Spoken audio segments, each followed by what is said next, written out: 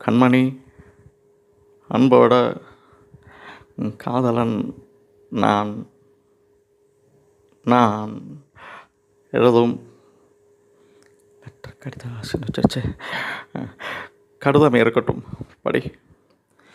கண்மணி, அன்போடு காதலன் நான் எழுதும் கடிதமே. பாட்டாவை படிச்சிட்டியா? முதல்ல கண்மணி சொன்னார்ல, இப்போ பொன்மணி போட்டுக்க. பொன்மணி, உன் வீட்டு சௌக்கியமா? நான் இங்கே சௌக்கியம். பொன்மணி, உன் வீட்டு சௌக்கியமா? நான் இங்கே சௌக்கியமே. உன்னை நினச்சி பார்க்கும்போது மனசில் அருவி மாதிரி கவிதை வந்து கொட்டுது. ஆனால் எழுதணும்னு உட்காந்தா அது அந்த வார்த்தை. உன்னை எண்ணி பார்க்கையில் கவிதை கொட்டுது.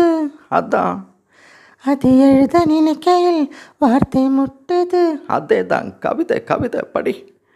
கண்மணி, அன்போடு காதலன் நான் எழுதும் கடிதமே. பொன்மணி, உன் வீட்டு சௌக்கியமா?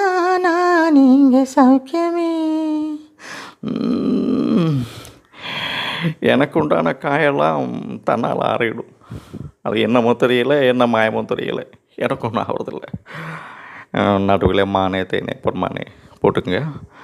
இங்கே பார், எனக்கு என்ன எல்லாம் என் உடம்பு தாங்கிடும். உடம்பு தாங்குமா? தாங்காது. அபிராமி அபிராமி. அது எழுதணுமா?